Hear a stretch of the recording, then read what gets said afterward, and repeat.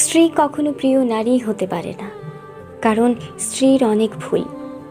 বেশিরভাগ লোককেই যদি প্রশ্ন করা হয় আপনার জীবনের সবচেয়ে প্রিয় নারী কে, স্বভাবতই অনেকেই উত্তর দেন মা। কেউ বলেন মেয়ে, কেউ বলেন বোন, কেউ বা বলেন নানি, কারণ সে তাকে কোলে পিঠে করে মানুষ করেছে। এমন অনেকগুলো সম্পর্কের কথাই উঠে আসে, খুব অবাক লাগে।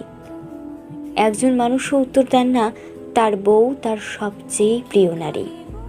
আসলে বাঙালিদের সমস্যা, বউকে ভালোবাসি বললে মান সম্মান চলে যাবে, লোকে বউ পাগল বলবে, বউয়ের কাছে ছোট হয়ে যাবে, অথবা বাকি পুরুষদের সামনে হেডাম কমে যাবে।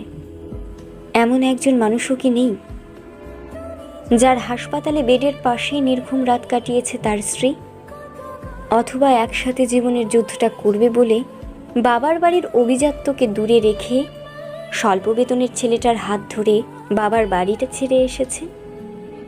শ্বশুরবাড়ির ঝাল তরকারি ভাত খেতে না পেরেও ফোনে বাবার বাড়িতে জানিয়েছে অনেক ভালো আছে।